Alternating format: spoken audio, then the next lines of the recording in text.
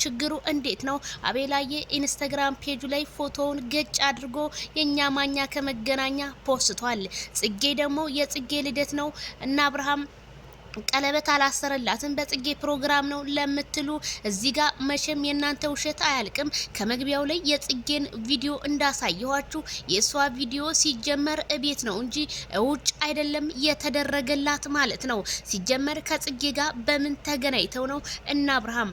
ወይስ አብርሃም ይሄንን ለማድረግ ችሎታ የለውም ብላችሁ ከሆነ በጣም ተሳስታችኋል። እንኳን ይሄንን አይደለም ሼህ አላሙዲን ሆቴል ራሱ መጋበዝ የሚችል ጀግና ቆፍጣና የስራ ሰው መሆኑን አስረግጬ እነግራችኋለሁኝ።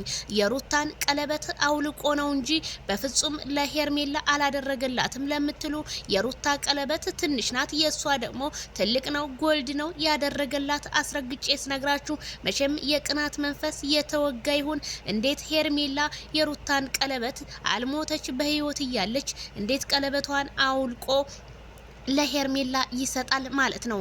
እውነትም ቀለበቷን አውልቃ ተሰጠች ሩታ ናት እንጂ የተዋረደችው ሄርሜላ አይደለችም ስላችሁ እንደው አንዳንዴ የምታወርቱንም ነገር ለይታችሁ ብታቁ እንደኔ መልካም ነው የምለው ማለት ነው።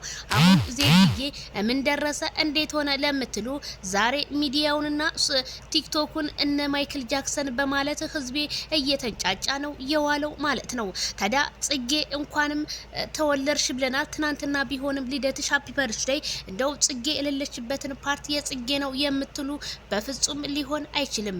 እዚህ ጋር እንደውም ሩታን ጽፋቷን መምከር ያለባችሁ ሩታ ወደ ተሳሳተ መንገድ ጧት ማታ እንድትሄድ እያደረጋችሁ ያላችሁት እናንተ እንደሆናችሁና ማይክል ጃክሰንና ሄርሜላ ደግሞ መቼም እንደማይለያዩ አብረው ብዙ ነገሮች እንደሚያሳልፉ ነው ማይክል ጃክሰን የነገረን ማለት ነው።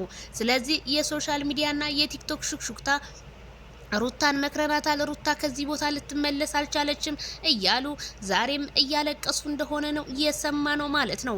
ሩታ በመጀመሪያ እናንተን ብሰማችሁ ኖሮ ቢሆን ትናንትና የማይፈልጋት ወንድ ጋር ፕሮግራሙ ላይ አትገኝም ነበር፣ አስረግጬ ስነግራችሁ ማለት ነው። ስለዚህ ጽጌ ፕሮግራም ምናምን ለምትሉ ሁሉም ነገር ውሸት፣ ሁሉም ነገር እኔ እንጃ ሀሰት በሀሰት መንገድ ባታስተላልፉ እንደኔ መልካም ነው እላለሁ። ዜድዬ ዛሬ ጠፋሽ ምንድነው ሚዲያው ለምትሉኝ አለው ከዳር ሆኜ እያየሁ ነው፣ እየታዘብኩ ነው። ምክንያቱም እንዴት ሄርሜላ አረ በጣም ነው የሚደብረው። ሄርሜላን ተዋት። ሄርሜላ እጀ በደረቴ የማትናገር ሰው አክባሪ እንቁሴ ስለሆነች ማይክል ጃክሰን ደግሞ ይችን ልጅ መርጫታለሁ የኔ አድርጊያታለሁ ትናንትና በቡዜ ፊት ስላለ ቡዜ እንዴት እንደዚህ ልታረግ ቻለች?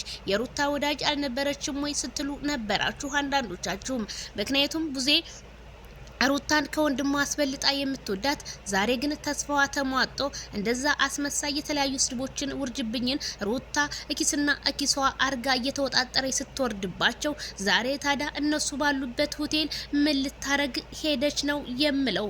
እኔም ጥያቄ ፈጥሮብኛል። እናንተ ግን ሁልጊዜ ትክክል ናት እንዳላችሁ ጥፋቷን በቃ ማስተካከል ሩታ ለምን እንደማትችል እኔ ራሱ ግራ ይገባኛል። ምክንያቱም ይሄ ቪዲዮ ሩታ ብታጠፋው ለታሪክ ይቀመጣል። ነገ ልጆቿ ሲወለዱ እሷን ጥያቄ ስለሚጠይቋት እናንተ እየቀበራችኋት እንደሆነ